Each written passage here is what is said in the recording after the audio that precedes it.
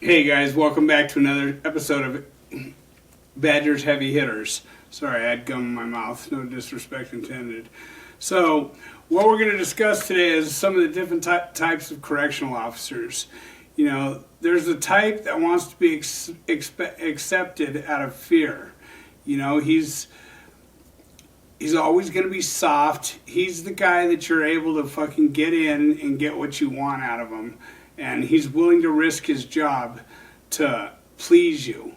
Now, I believe that the majority of that is done out of fear, lack of acceptance as a child, whatever the case may be. So he's going to go out of his way to help you out. You know, he's not going to be the one tearing up your cell. He's going to be the one throwing you a wink when he finds a razor blade in your apple and leaves the apple. You know, they're out there. You know, there's a lot of correctional officers that are in fear. In Southern California, 9 correctional officers a day are assaulted in some form.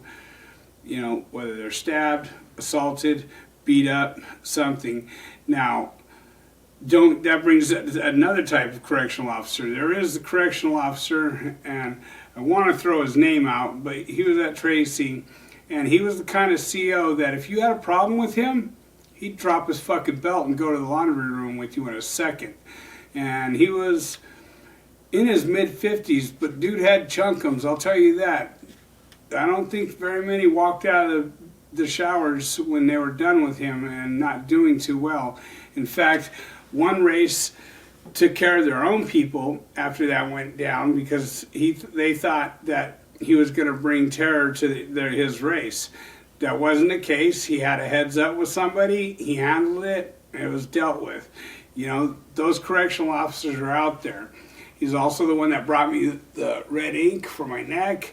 You know, like, they're not all bad dudes. So I'm not saying, they're just doing a job, you know. They're trying to supply for their family in rural areas where, you know, places like Corcoran, fucking high desert, all these areas where there's no employment and they just want employment. And they know that they missed the hammer by this much, you know.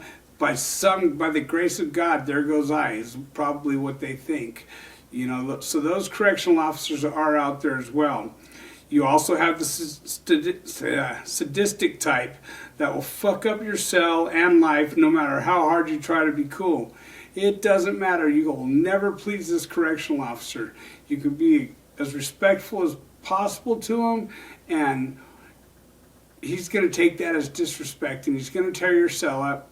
And I guarantee you, he's going to find what he's looking for. And if he doesn't find it, he's going to put something there.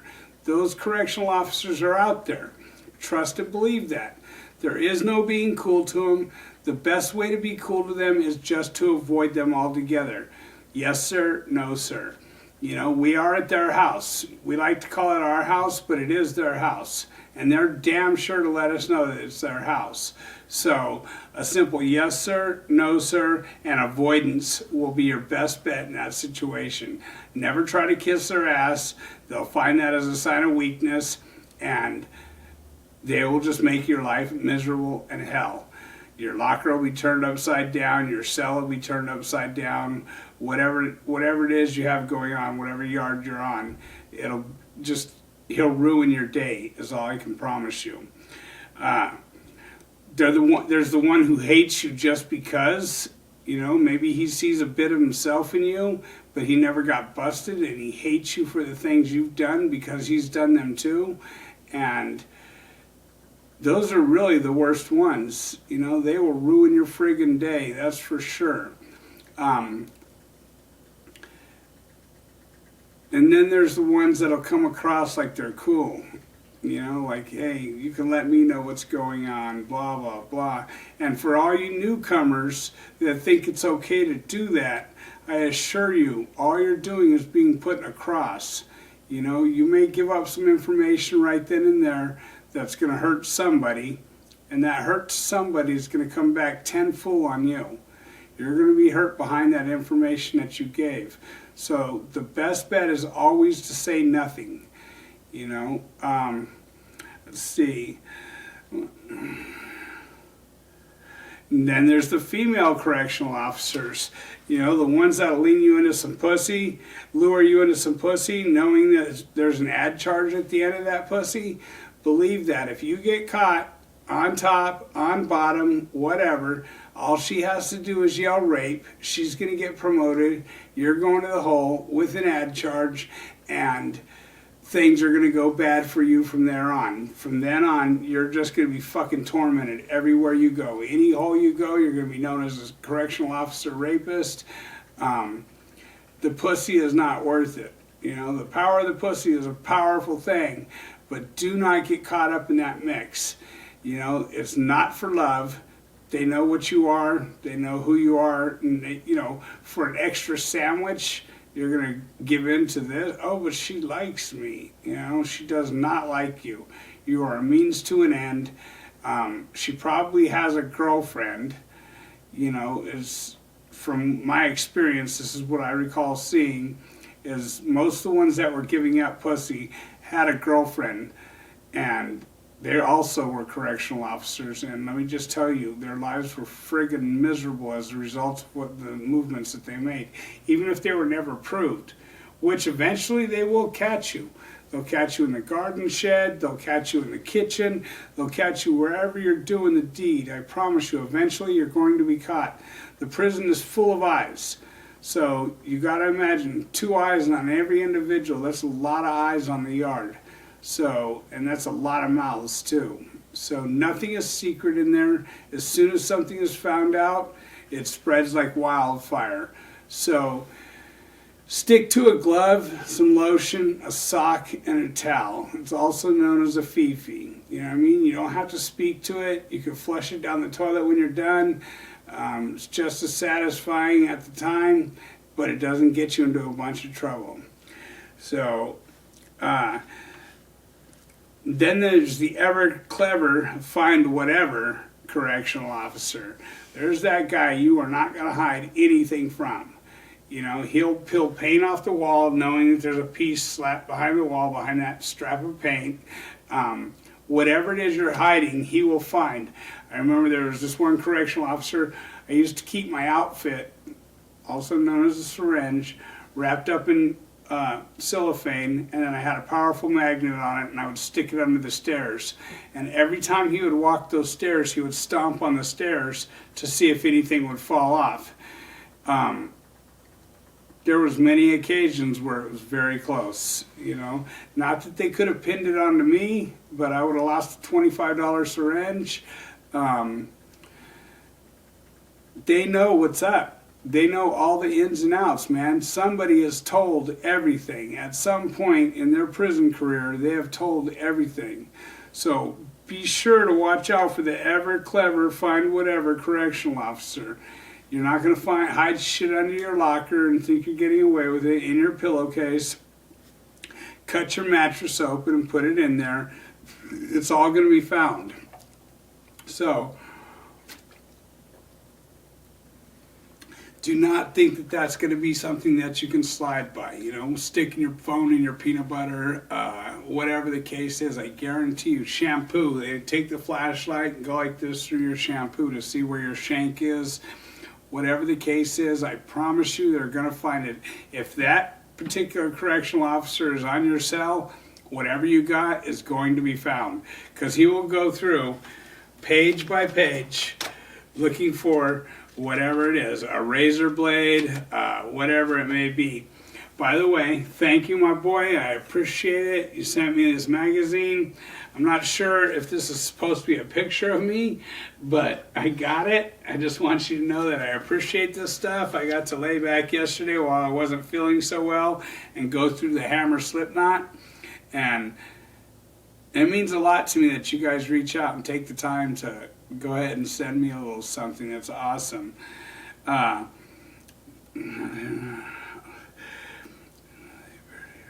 So then there's the correctional officer that he knows he missed the hammer. He knows he's done all the dirt that you've done, minus, you know, a hot one or some child shit or some rape shit. You know, he just knows he's been a criminal his whole life. Anything to do with the dollar, he's involved in. Probably got a couple $100,000 set aside from selling cell phones. You know, he's the one who always, he's riding with a little bit of fear too, because he's afraid he's going to be told on at times. So he has to really trust the individual that he's messing with, you know, especially when it comes to selling phones, doing things like this, you know. And without them, those phones wouldn't be there. It's plain and simple. You know, like, it's not like we have guests just walking into the house and dropping off a phone and some Snickers and Ritz, you know. It's just not that way. All that shit comes. You guys can figure it out. I'm not going to put it out there, but that's how it comes. And he usually treats you with the most respect because it's a mutual agreement. You know what I mean? Like, you don't tell on me, I'm not going to tear your shit up and take away the $1,500 phone I just sold you. You know? But you go opening your mouth to anybody. If you have something going on and you're getting away with it, enjoy it. Keep your fucking mouth shut. Do not tell your homeboy. Do not tell anybody. Just be like, I got a plug. I can't really talk about it. Because any kind of talking about it, it's going to surge like wildfire. And everybody's going to be on that CO like, hey, I heard your, hey, I hear I can. You know, those are dead set. You're out of the fucking business right then and there. The first person that comes at him and thinks that he's going to override you, you asked yourself out, man. You're not going to have shit coming. You know, and a lot of people rely on store and this and that because not everybody has people out there sending them shit. It's just that simple, you know. So back to Jay Williams. He has cancer. He also is getting ready to have a liver transplant. We've gotten a piece of mail for him. It's the only piece we've gotten thus far, but I haven't been back by to the P.O. box. The P.O. box is 10863 Canoga Park, California, 91309. So anything that you guys want to shoot to Jay to help him out, it's going straight to Jay, guys. We're not opening any envelopes. We're not all about what other people seem to be about, man. We're actually here to help. You're our tribe, you know? And for that, we're eternally grateful. Sorry about the phone. I have to remind somebody to take their meds.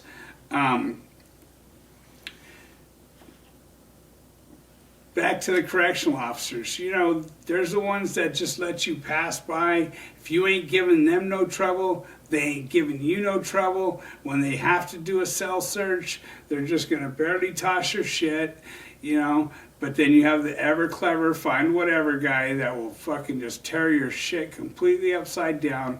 And when you've been there for several calendars, you have all kinds of stuff that you're not wanting to give up, man. You know, whether it just be the corner of a razor blade to actually do what you're supposed to do with it, or you plan on making a tomahawk with it. You know, they know the signs too. 3 or more coffee cup lids, they know you're making a weapon. You know, they know you're going to cook that down and make a piece. So be mindful of what you have in there. 3 or more apples, that's the start of a batch. You know what I mean? They're going to start watching you.